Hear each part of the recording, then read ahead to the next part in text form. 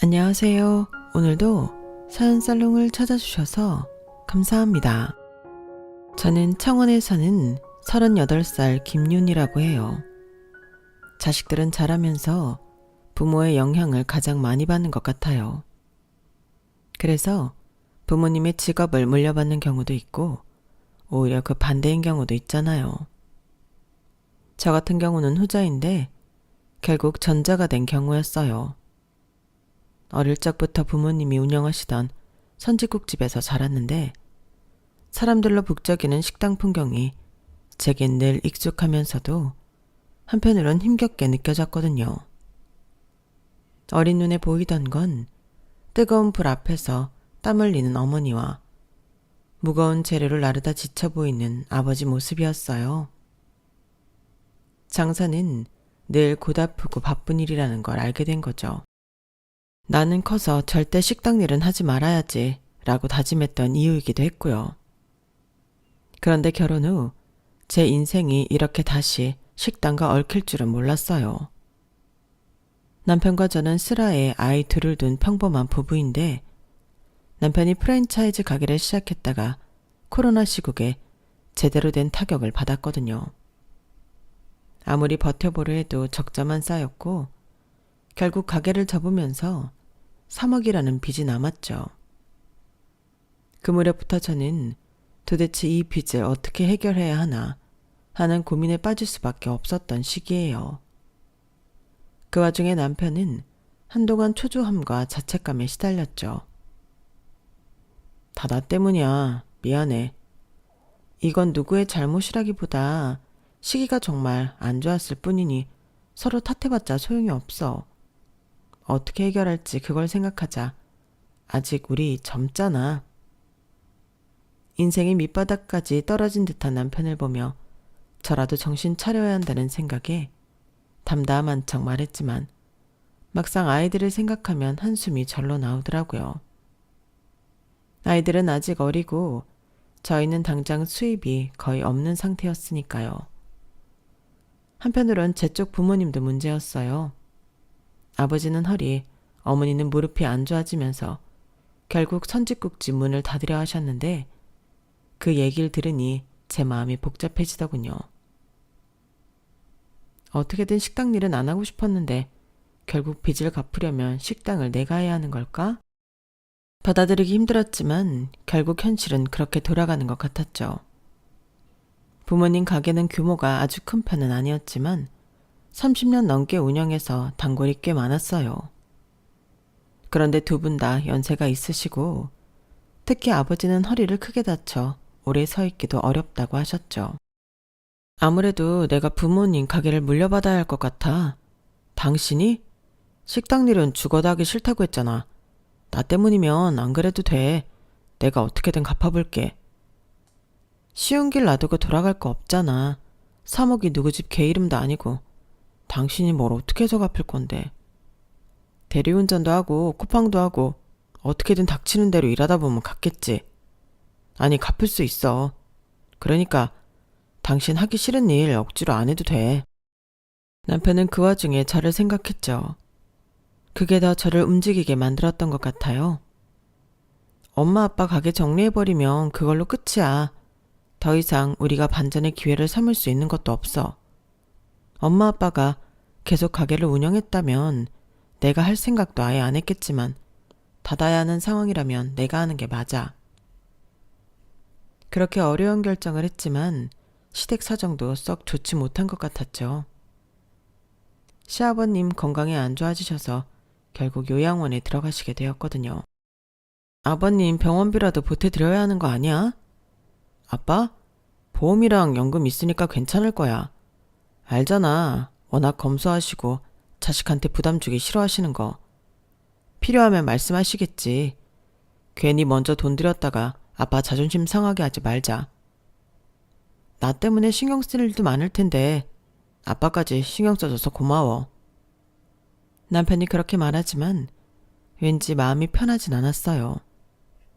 남편 말대로 제가 어떻게 할 수 있는 문제도 아니었지만 시어머님이 무심하셔서 아버님한테 큰 신경을 쓰시는 분이 아니었거든요. 그 시점에 제 머릿속은 삼재가 몰아치는 기분이었어요. 남편 빚 3억이 첫 번째, 부모님 건강 악화와 가게 폐업 위기가 두 번째, 그리고 시부모님 요양원 문제까지 세 번째. 정신없이 겹쳐서 이러지도 저러지도 못하는 상황이었으니까요. 아이들은 2명이나 있고 생활비는 계속 나가야 하니 굴러 들어올 돈은커녕 당장이라도 대출이자 걱정에 신경이 곤두서 있던 시기였네요.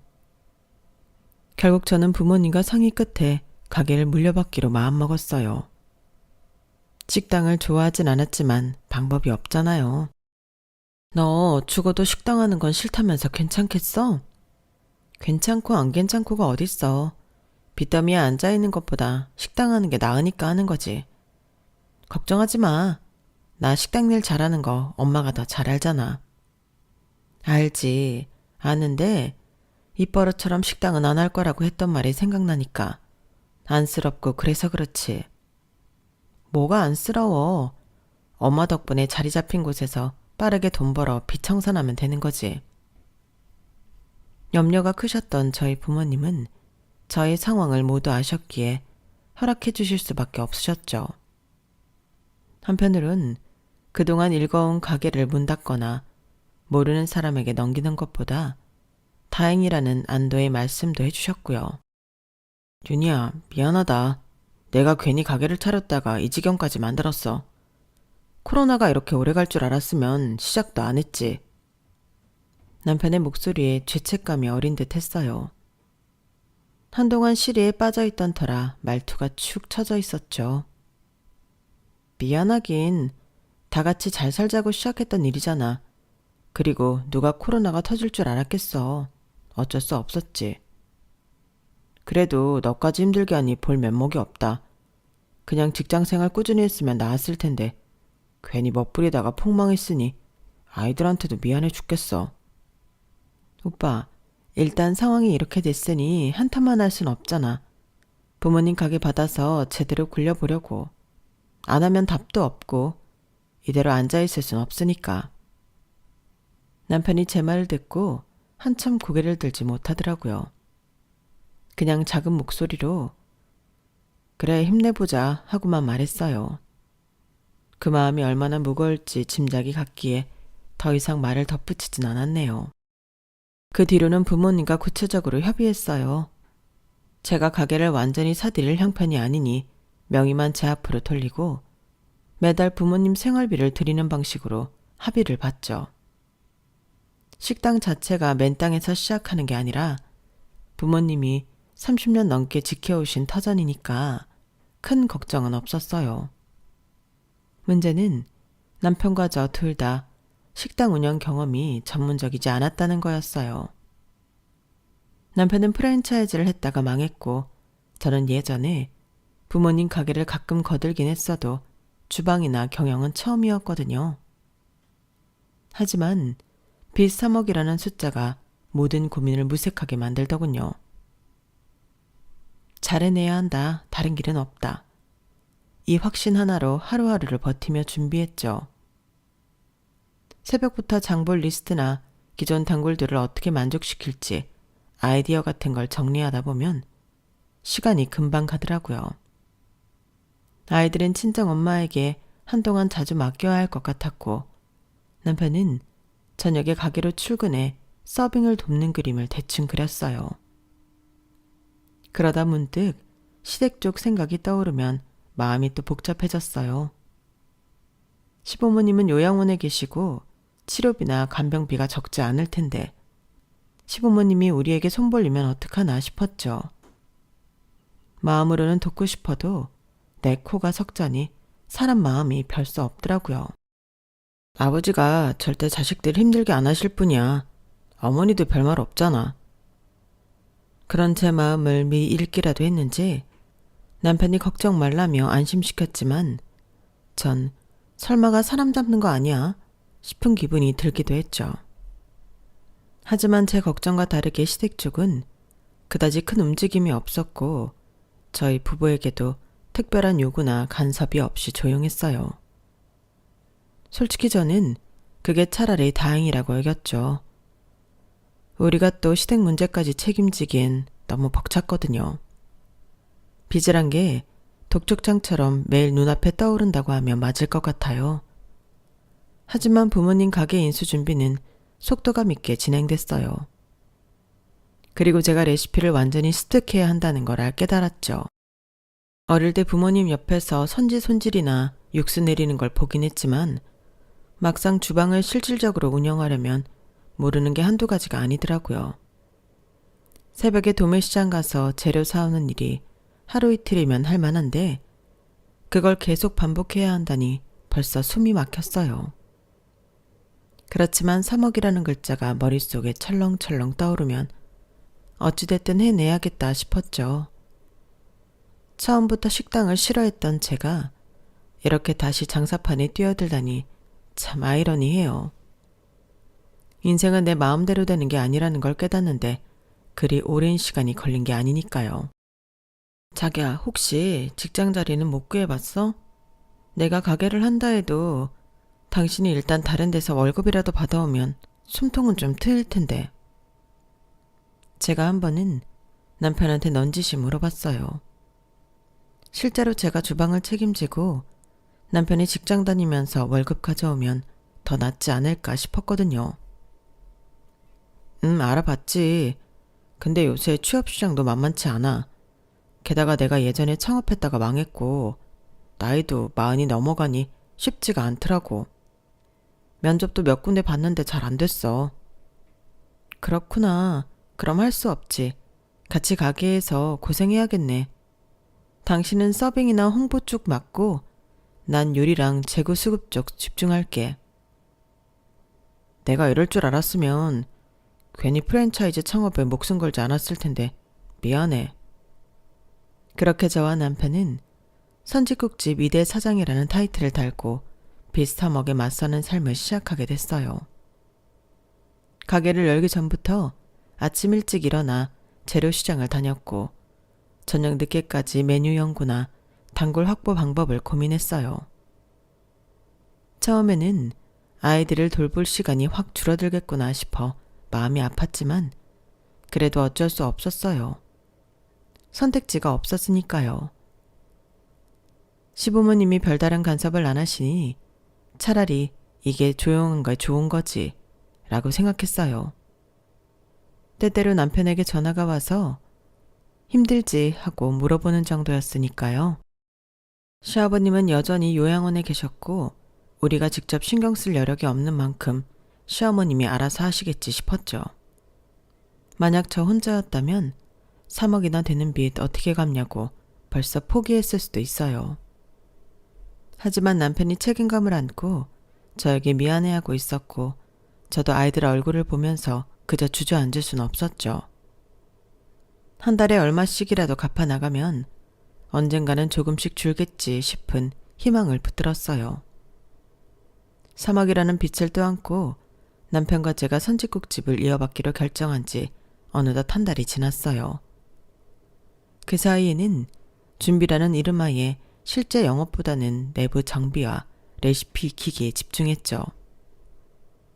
처음엔 부모님이 30년 넘게 운영하신 집이니 괜찮을 거라고 생각했는데 막상 제가 주도해서 가게를 꾸려나가려니 빈틈이 한두 가지가 아니더라고요. 새벽마다 도매시장을 돌며 신선한 선지와 각종 재료를 떼와야 했고 주방기기나 홀 인테리어도 빠르게 손봤어요. 문제는 손님들이 전 사장 딸이 운영을 시작했다는 소식을 모르면 당연히 발길이 뜸해질 거라는 점이었죠. 30년 역사의 단골이 많다 해도 주인이 바뀌면 맛이 달라지지 않을까 하고 걱정하시는 분들도 있으니까요. 부모님은 허리를 다친 아버지와 무릎이 안 좋으신 어머니 모두 우리 딸이 아니 다를 게 없다고 홍보해 주셨지만 은근히 입소문이 나기까진 시간이 걸렸어요.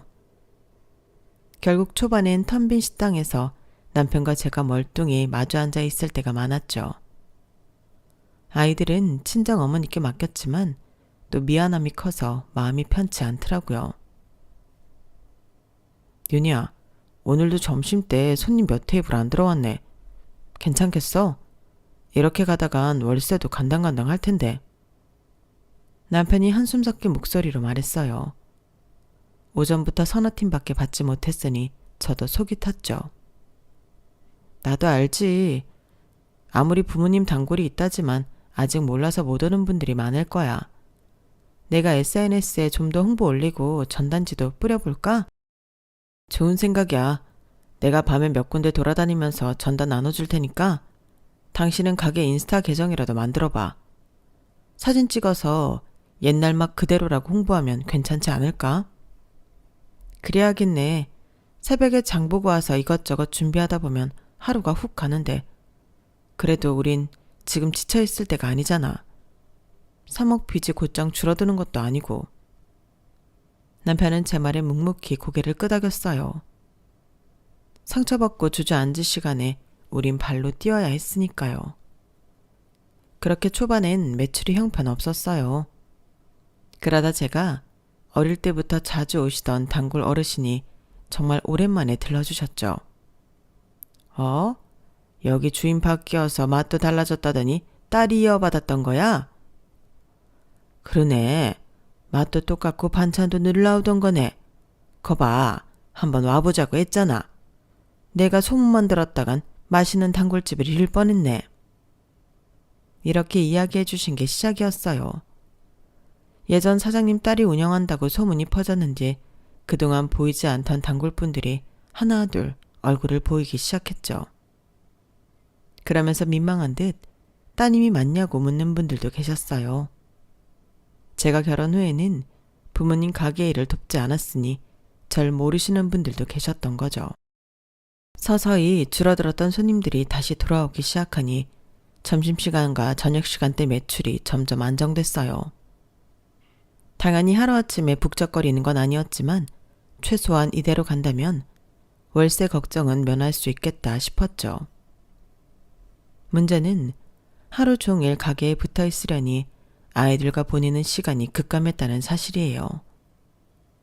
첫째 준서는 초등학교 입학도 하기 전이고 둘째 민서는 이제 4살. 친정엄마가 한동안 아이의 애들을 데려가서 돌봐주고 계시는데 밤에 집에 들어오면 애들이 잠들어 있는 경우가 태반이더라고요. 가슴이 미어지는 기분이었지만 그래도 일단 빚을 갚고 살자는 절박함에 버텼어요.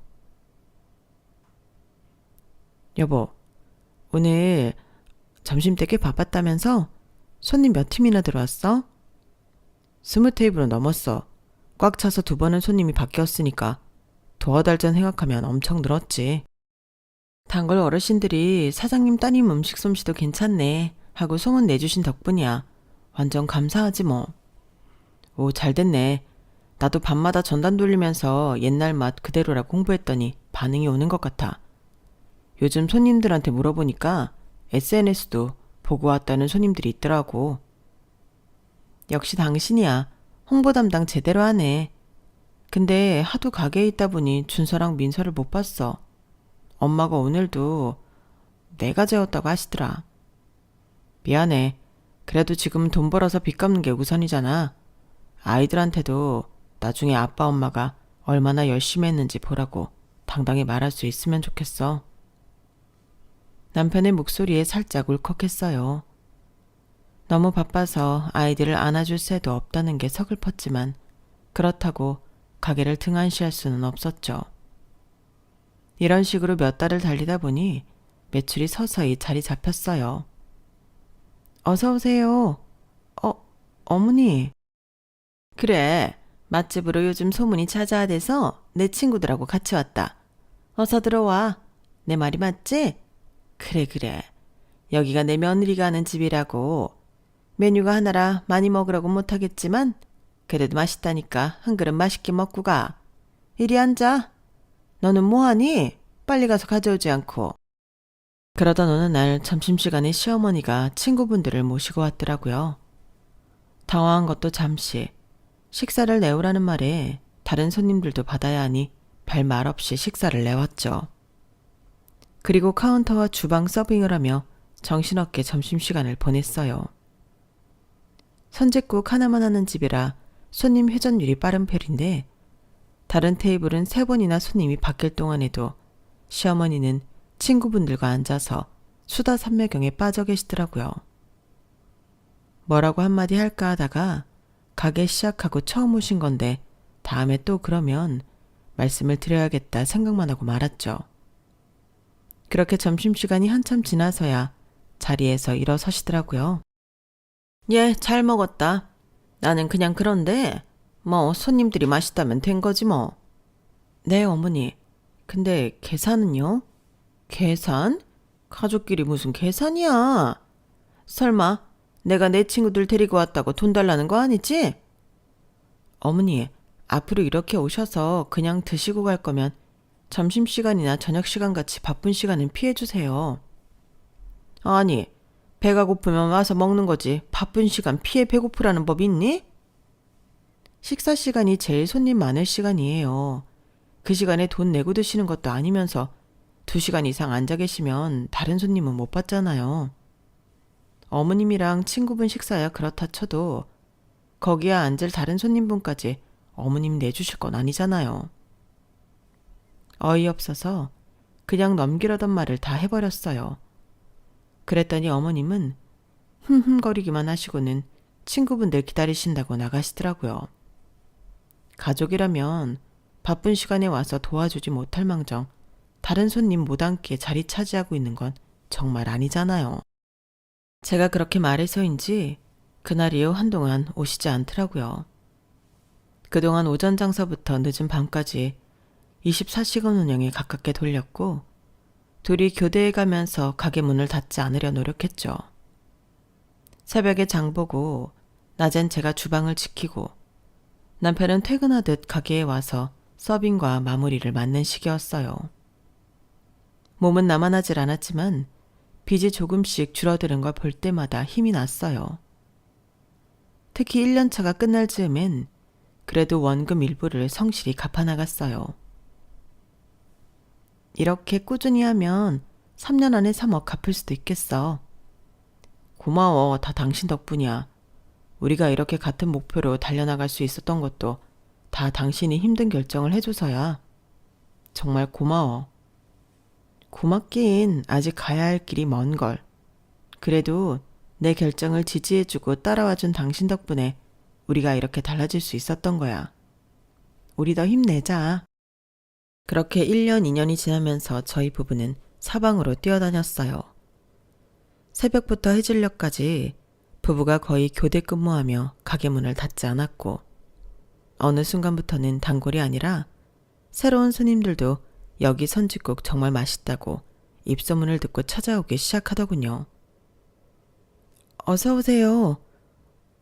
어머니, 왜 그렇게 놀라니? 내가 못 올 때라도 왔니? 아니요, 이쪽으로 앉으세요. 식사 내올게요. 됐어. 야, 바쁜 시간엔 밥 먹으러 오지 말라며. 나 밥 먹으러 온 거 아니야. 네? 그럼요.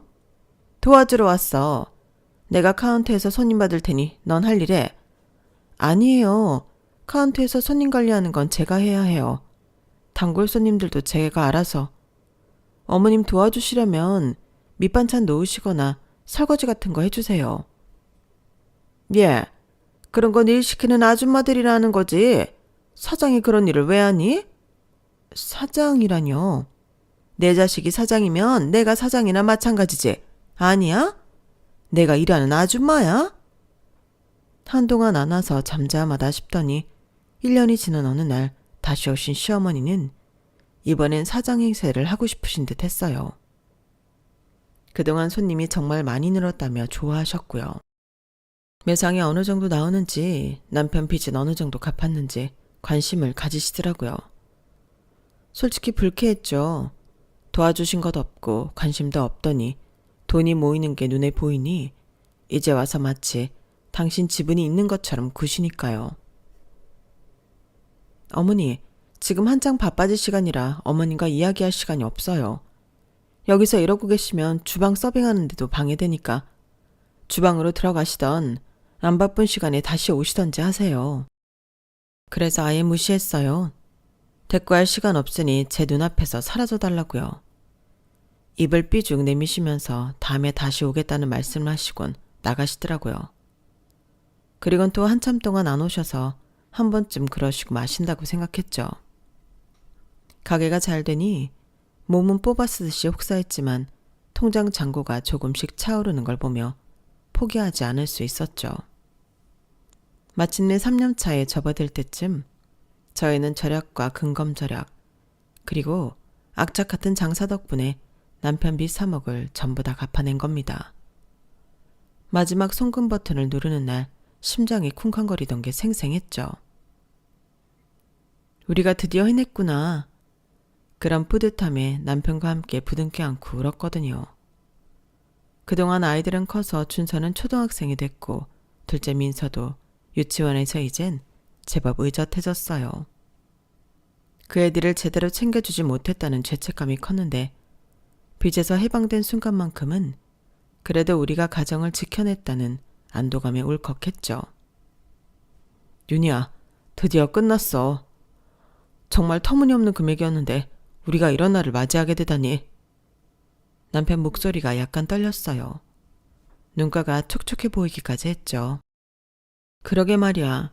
처음엔 3년 안에 갚을 수 있을까 싶었는데 그게 현실이 됐네. 새벽부터 저녁까지 심지어 밤 늦게까지도 주방에 붙어 산 보람이 있나 봐. 당신이 없었으면 불가능했어. 난 프랜차이즈 가게 하나도 감당 못했는데 당신은 부모님 가게를 이어받아 이렇게나 성장시켰잖아. 진짜 고맙고 미안해. 고맙긴 무슨. 당신도 서빙하고 홍보하면서 도와줬으니 가능했던 거지. 이제 우리 아이들 좀 보러 가자. 준서가 아까 엄마 이제 우리랑 놀 수 있어? 묻던데. 얘도 애교 부릴 때 보면 어찌나 귀엽던지. 좋아. 당장 휴일은 못 내더라도 오후에 조금 일찍 마감하고 애들이랑 시간을 보내면 되겠지. 부모님께도 수고했다는 말씀 들었으니 우리도 잠시 쉴 구석이 필요해. 남편이 환하게 웃었어요. 저도 덩달아 웃었죠. 한편에 이제부터 좀 더 편해질 수 있겠다는 기대가 부풀어 오르더라고요. 빚을 모두 청산한 후 시아버님은 요양원에서 장기 치료를 받으시며 점차 치매 증상이 나타나기 시작했어요. 처음엔 간단한 혼동 정도였지만 그 정도가 점점 심해지고 있다는 소식을 들었죠. 사실 그때는 병원에서 치매 초기 증상이라며 걱정은 되지만 큰 위기는 없다고 했기 때문에 어느 정도 안심했어요. 그러나 아버님이 점차 상태가 악화되는 게 보이면서 저희 마음속에 불안감이 계속 커졌죠. 그런 상황에서 시어머니는 자연스럽게 아버님의 상태를 묻는 것 외에도 남편의 빚 청산과 식당의 상황에 대해 질문을 많이 하셨어요. 처음엔 일상적인 대화처럼 들렸지만 몇 번 더 이야기가 반복되면서 점점 왠지 모르게 불편해지더라고요. 3억을 갚았다니 잘 됐구나라며 가벼운 칭찬을 하셨지만 그 뒤에 먹는 장사는 남는다더니 장사하길 잘했다는 말에서 무언가 다른 의도가 숨어있는 것 같다는 느낌이 들기 시작했거든요. 그 후에도 시어머님은 계속해서 남편에게 빚 갚은 이야기를 물어보시더니 나중에는 점점 더 적극적으로 그 상황에 대한 관심을 보였어요. 그날도 저희 가게에서 혼자 서빙을 하고 있었는데 갑자기 시어머니가 가게로 찾아오셨어요. 그러더니 오랜만에 와서 그런지 굉장히 궁금한 표정으로 저를 보며 말을 꺼내셨어요. 너 여기 혼자 있니? 민수는 왜 안 보여? 그 말에 순간 당황하면서도 자연스럽게 대답했죠. 오빠는 저녁 장사부터 야간까지 주로 봐요. 아침부터 점심까진 제가 혼자 하죠. 그런데 아침부터 웬일이세요? 웬일이긴 이제 너희가 우리 집 빚 좀 갚아야 할 때가 된 거지. 3억도 3년 만에 뚝딱 없애더라만 2억이야 2년이면 충분하겠네? 저는 그 말을 들었을 때 정말 깜짝 놀랐어요. 뭔가 돈에 관심이 있으신 것 같아서 생활비를 달라고 하신다고 예측했을 뿐 빚을 갚아달라는 그런 요구를 할 거라고는 생각하지 못했거든요. 그래서 처음에는 농담인 줄 알았죠. 하지만 어머니의 표정은 농담 같지 않았고 굉장히 진지한 느낌이 들었어요. 네? 무슨 말씀이세요, 어머니? 갑자기 2억이라뇨. 아버님 요양원 계시지만 보험금이랑 연금으로 병원비는 잘 해결하신다고 들었는데요. 그게 다 되는 줄 알아? 비급여 항목도 많고 실비가 있다고 다 해결되는 게 아니야. 게다가 아버지가 옛날에 사업한다고 여기저기서 돈을 빌렸던 게 방치돼서 이자만 눈덩이처럼 풀어놨다고. 너희가 알아서 도와줄 줄 알았는데 전혀 소식이 없길래 내가 참고 참다가 온 거야. 시어머님이 그렇게 말하는 순간 제 머릿속은 혼란스러웠어요. 아버님은 정말 빚을 지셨던 걸까요? 그동안 아버님이 사업을 확장한 적도 없으시고 언제 그런 빚을 지셨는지 전혀 알지 못했거든요. 물론 시어머님이 말한 대로라면 그 빚은 어쩔 수 없는 일이었을지 모르겠지만 정말로 그만한 돈이 있을까 싶었어요. 아버님이 그렇게 큰 돈을 빌리셨다고요? 제가 알기로는 아버님 사업은 크게 확장한 적도 없으셨고 연금으로도 충분히 생활되신다고 들었는데 아들은 빚 때문에 힘들어하고 너도 바빴으니 내가 기다려준 거지. 근데 이제 너희도 빚 청산 끝났잖니? 더는 나 혼자 이걸 떠맡을 수가 없다고. 자식 노릇 이제라도 제대로 하라는 거야. 그 말을 들은 순간 저는 할 말을 잃었어요. 자식 노릇 제대로 하라는 그 말이 저희에게 당연히 해야 할 일이라고 압박하시는 것 같았거든요. 사실 남편이 3억을 갚았다는 소식이 있던 후에도 저희는 조금씩 숨통이 트이는 중이었고 아이들 양육과 가게 운영에 많은 노력을 기울였어요. 그렇게 한동안 고생을 했는데 2억을 갑자기 갚으라고 하니 쉽게 받아들이기 힘들었죠. 저는 시어머니에게 일단 남편과 상의해본다고 말하고 상황을 돌려보냈어요. 그리고 그 뒤로 점심 장사에 몰두했지만 머릿속은 계속 시어머니가 말한 2억이 무엇인지, 아버님이 정말 그렇게 큰 돈을 빌리셨는지 생각에 잠겨 있을 수밖에 없더라고요. 실제로 시어머니의 말대로라면 아버님의 병원비는 이미 보험금과 연금으로 충분히 커버가 되었고 비급여 항목까지 해결되었을 정도로 준비가 잘 되어 있던 것으로 알고 있었어요. 하지만 시어머니는 계속해서 마치 그것이 부족하다며 다시 요구하는 듯한 느낌을 주었으니 사실인지도 궁금했죠. 그 사이 남편이 가게로 오더군요. 점심 장사가 한풀 꺾인 후라 남편에게 바로 말했죠. 자기야, 어머니가 아침 일찍 왔다 가셨어. 2억 갚아달라고 하시는데 무슨 소린지 알아? 남편은 갑자기 어리둥절한 표정으로 말했습니다. 2억? 진짜 2억이래? 아니 무슨 빚을 2억이나. 무슨 일이래? 그걸 나한테 물으면 어떡해. 오빠도 모르는 빚인 거야? 아버님 쓰러지기 전부터 빚이 있었다고 하시던데 요양원비니 뭐니 해서 빚이 눈덩이처럼 풀어놨다고. 기다려봐. 내가 전화로 물어볼게. 엄마, 이게 무슨 소리야. 2억이라니. 세상에 그런 큰 빚이 어떻게 생겼는데? 다짜고짜 해결해달라면 우리가 해줄 수 있어. 그럴 돈도 없지만 어떻게 생긴 건지 알아야 무슨 수를 내던지 하지. 해달라고만 하면 우리가 뭘 어떻게 하라고. 우선 내가 알아볼게. 뭘 알아봐. 내가 거짓말이라도 한다는 거냐? 이렇게 번듯한 자식들이 있는데 언제까지 나 혼자 고생하란 말이야. 어머니의 목소리는 그 순간 큰 소리로 울려 퍼지더군요. 전화기 너머로 시어머니의 목소리가 계속해서 들렸고 남편과 저는 너무 당황하고 황당했죠.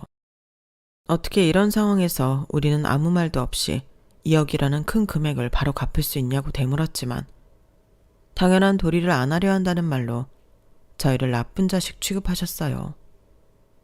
그래서 우선 상황을 분명히 하고 확인하기 위해 아버님을 찾아가기로 했어요. 하지만 요양원에 도착했을 때 아버님은 상태가 많이 악화되어 이미 말을 제대로 할 수 없는 상태였죠. 치매가 그새 더 진전이 되어 저희를 제대로 알아보지도 못하셨거든요. 예전 같으면 아버님이 모든 것을 차근차근 처리하시고 저희에게 신경을 쓰지 말라고 하셨겠지만 지금은 저희 얼굴을 보고도 제대로 알아보지 못하셔서 뭘 어떻게 해야 할 방법도 없더라고요. 그럼에도 불구하고 시어머니는 계속해서 전화를 걸어오며 언제부터 돈을 갚을 것인지 재촉하기 시작했어요. 윤희야, 카드값이 좀 있어서 그러는데 이번 달은 얼마나 보내줄 수 있어? 어머니, 그건 오빠랑 이야기해본다고 말씀드렸잖아요. 말하고 말고 할 게 뭐 있어. 어차피 니네가 갚아야 할 건데. 차일피일 미루고 대답도 안 해주니까 내가 아주 피가 마른다.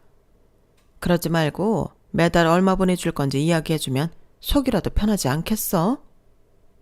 어머니, 저희가 무슨 도깨비방망이도 아니고 돈 나와라 뚝딱 하면 그 큰 돈이 어디서 떨어지는 줄 아시는 거예요? 저희 그런 큰 돈 없어요. 아이고, 있는 사람들이 더하다는데 너희가 딱 그렇네. 가게 1년 동안 별 볼 일 없다가 2년째부터 니네 빚 갚기 시작했다며. 그럼 3억을 거의 2년 만에 청산한 건데 이깟 여기 뭐 대수라고 그래? 그렇게 짜게 굴지 말고 확답을 줘. 그래야 나도 네 아버지 병원에 자주 가서 돌볼 거 아니야. 너희도 알지? 요양원에 맡기고 안 찾아가는 것보다 매일 찾아가야 더 잘 신경 써준다는 거. 내가 이렇게 돈 신경 쓰느라 네 아버지도 못 찾아가면 가뜩이나 상태 안 좋은 양반 오래 살런지 모르겠네. 매일 오는 전화에 가슴이 답답해졌어요. 받지 않으면 문자가 왔고 문자를 무시하면 또다시 전화가 왔죠. 2주 동안 하루도 빠짐없이 독촉이 이어졌어요. 3억 빚을 갚고 나서야 숨통이 트이나 했는데 이제는 시어머님의 이역이 마치 제 빚처럼 느껴질 정도였어요.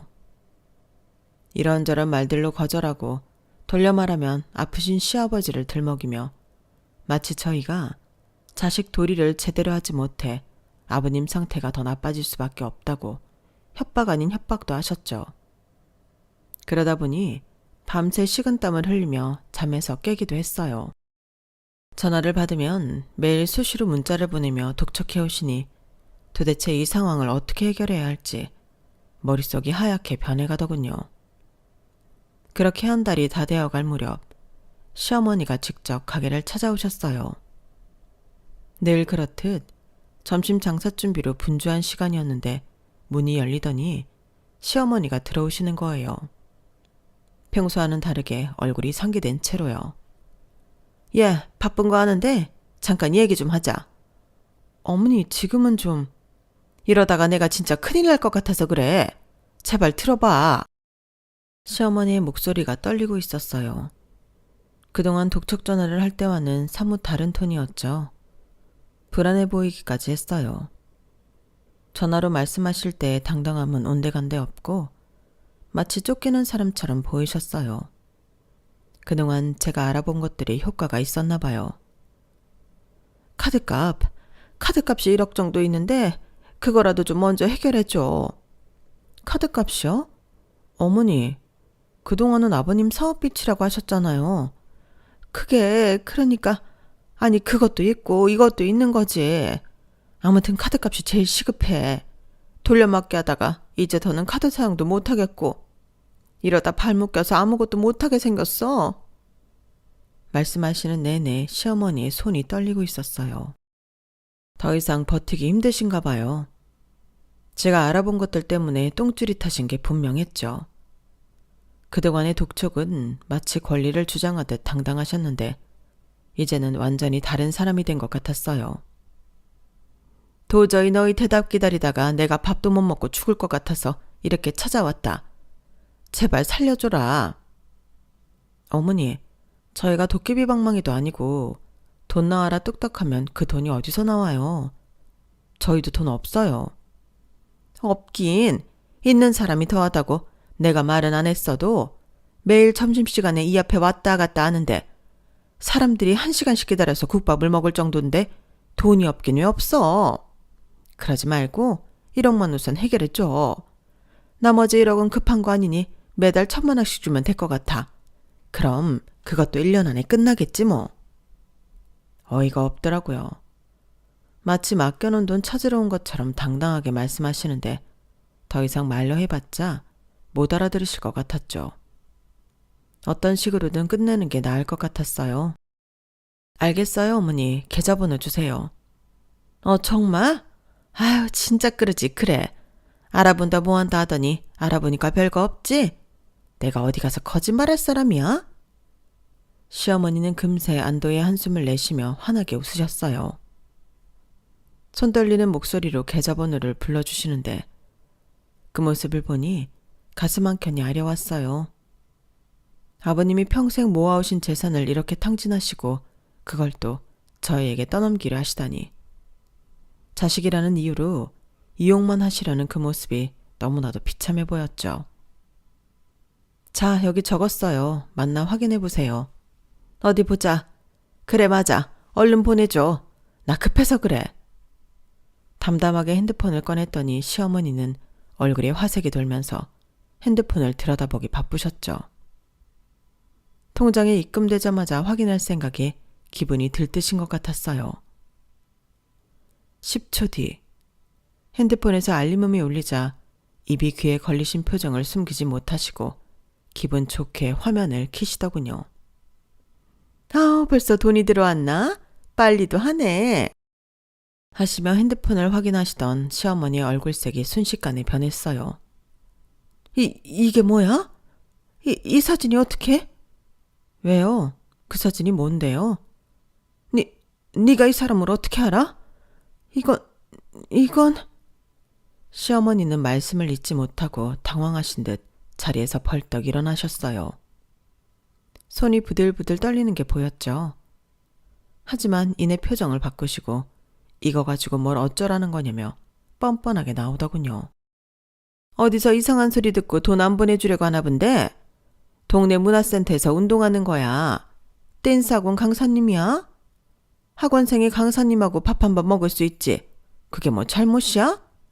나만 그런 것도 아니고 우리 학원 다니는 학원생들 다 그래. 난 또 뭐라고 괜히 당황했네. 그래서 돈은 언제 보내줄 거야?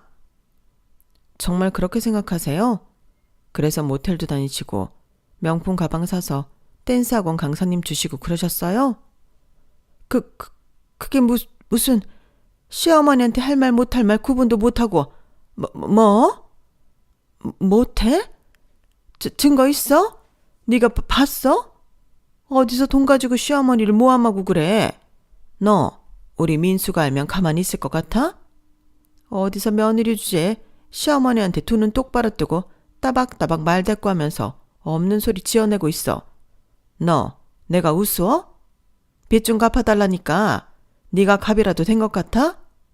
시집 왔으면 어차피 네 돈이 내 돈이야. 그래도 산죽국 팔면서 고생하는 것 같아서 내가 체면 좀 세워줬더니 뭐? 그래요. 그건 제가 오해했다고 쳐요. 그럼 도박장에선 얼마나 이르셨어요?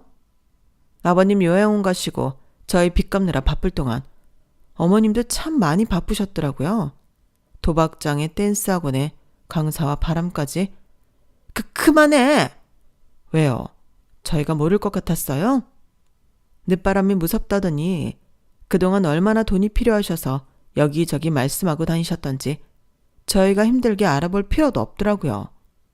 심지어 어머님 댄스학원 강사랑 바람난 거 어머님 동네 사람들이 다 아시던데요. 뭐? 모르고 계셨어요? 어머님 집 코너마트 거기 아주머니가 아주 남사스러워 고개를 못 들겠다고 동네 사람들이 모이면 어머님 말씀하신대요. 요양원에 계신 아버님 불쌍하다고요. 시어머니 얼굴이 하얗게 질렸어요. 그동안 제가 알아본 것들을 하나씩 이야기할 때마다 그분의 어깨가 움찔거렸죠. 숨 한 번 쉬지 않고 말씀드렸어요. 저희가 힘들어지고 시어머님이 한 번도 찾아오지 않고 생활비 이야기도 없으셔서 내심 걱정도 되고 미안하기도 했거든요. 그런데 어머님도 나름 바쁘셔서 저희를 신경 쓸 여력이 없으셨던 거죠. 그래서 뭘 어쩌겠다고? 자식된 도리로 빚도 안 갚겠다는 거야? 네, 저희가 갚을 이유 없잖아요. 더불어 아버님도요. 뭐? 여기서 네 아버지 이야기가 왜 나와? 어머님, 아버님, 보험금, 연금, 그동안 모은 돈까지 싹 다 그 댄스학원 강사한테 갖다 바치셨잖아요. 앞으로도 나올 연금도 갖다 주시게요? 무슨, 그게 너랑 무슨 상관이라고? 그 얘기를 왜 하는 거야? 왜 상관이 없어요. 아버님이 힘들게 읽어놓으신 거 한순간에 다 날리게 생겼는데 저희가 자식이니까 지켜드려야죠. 네가 무슨 수로? 괜히 아는 척 하지 말고 가만히 있어. 내 빚 갚아줄 것도 아니면서 남의 재산 건들지 말라고. 감사합니다. 어머님 입에서 먼저 남이라고 말씀해 주시니 되게 고맙네요. 그렇죠. 저의 남이죠. 앞으로 아버님과도 남 되실 거예요. 그러니까 다신 저희 찾아오지 마세요. 그게 무슨 소리야? 어머님이 하신 거 이혼 사유 충분히 되더라고요. 뭐? 시어머니의 목소리가 점점 더 떨리고 있었어요. 그동안 숨기고 있던 비밀들이 하나둘 드러나는 것을 보며 얼마나 두려우셨을까요? 하지만 전 이미 돌이킬 수 없는 강을 건너고 있었어요. 어머님이 바람 피우시고 도박으로 빚까지 만드신 상황에서 아버님과의 혼인관계를 이대로 두고 볼 수 없죠.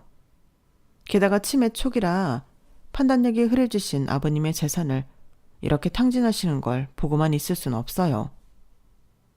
그래서 뭘 어쩌겠다고? 시어머니의 목소리가 잦아들었어요. 더 이상 변명이나 협박이 통하지 않을 거란 걸 깨달으신 듯 했죠. 그건 어머님이 더 잘 아실 것 같은데요. 저흰 당연히 빚 갚을 이유도 없고 그 빚이 아버님께 넘어가는 것도 원하지 않아요. 더군다나 아버님 돈 더 이상 함부로 쓰시는 것도 못 봐요. 아니야. 내가 잠깐 정신이 나갔었던 거야. 한 번만 살려줘. 시어머니는 이제 완전히 달라진 목소리로 애원하기 시작하셨어요. 그때 가게 문이 열리며 남편이 들어왔죠. 제가 보낸 문자를 받고 곧장 달려온 거예요. 일어나세요, 어머니. 남편의 목소리는 차가웠어요. 한 번도 들어본 적 없는 냉랭한 톤이었죠.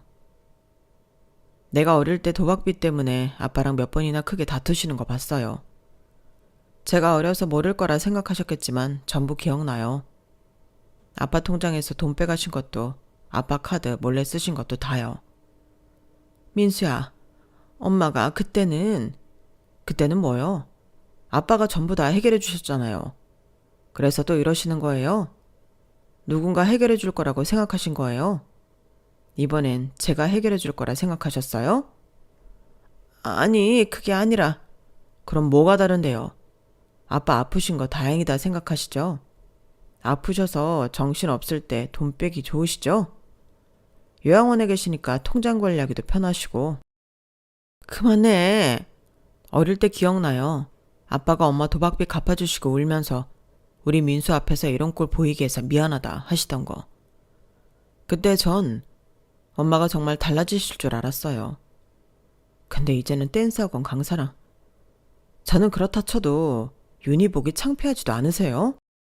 민수야, 엄마 살려줘 한 번만. 이제 와서 살려달라고요?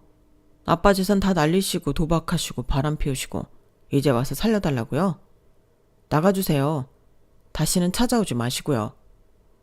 그렇게 아빠가 잘해줬는데 입에 담기도 싫은 짓을 하시다니. 민수야, 내가 잘못했어. 용서해줘.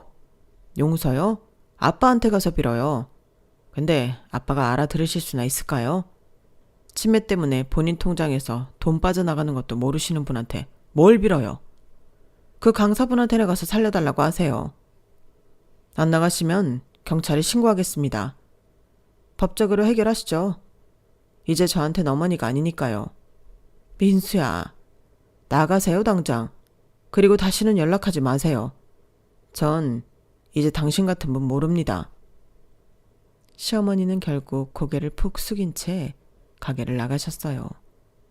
그리고 그날 이후 더 이상의 연락은 없었죠. 남편과 저는 서로를 바라보며 깊은 한숨을 내쉬었어요. 이제야 진짜 모든 것이 끝난 것 같았습니다. 그 일이 있고 난 뒤 저희는 아버님 재산 관리를 법적으로 맡게 됐어요. 치매 초기라 판단력이 흐려지신 아버님을 보호하기 위한 조치였죠. 어머님은 이혼 소송에서 별다른 다툼 없이 순순히 서류에 도장을 찍으셨다고 해요. 그 후로 어머님 소식은 거의 듣지 못했어요. 동네 분들 말씀으로는 댄스 강사님이 어머님 돈 쓸 만큼 쓰고는 어디론가 사라졌다고 하더군요. 결국 어머님은 집을 팔고 다른 동네로 이사 가셨다고 해요. 집을 파셨으니 빚은 어느 정도 정리하신 것 같은데 솔직히 더 이상은 알고 싶지도 않아요. 이젠 아버님께 더 신경 쓰려고요. 기억을 잃어가신다는 게 슬프지만 지금 이 상황에선 차라리 그게 아버님께 나은 상황이지 않았나 그런 생각도 해보네요. 앞으론 웃는 날들만 있었으면 좋겠습니다. 제 이야기는 여기까지예요. 들어주신 분들도 감사드리고요. 행복하세요. 여러분, 사연 댓글에 응원과 현명한 조언 부탁드려요. 좋아요와 구독은 저에게 큰 힘이 됩니다. 오늘도 좋은 일 가득하세요.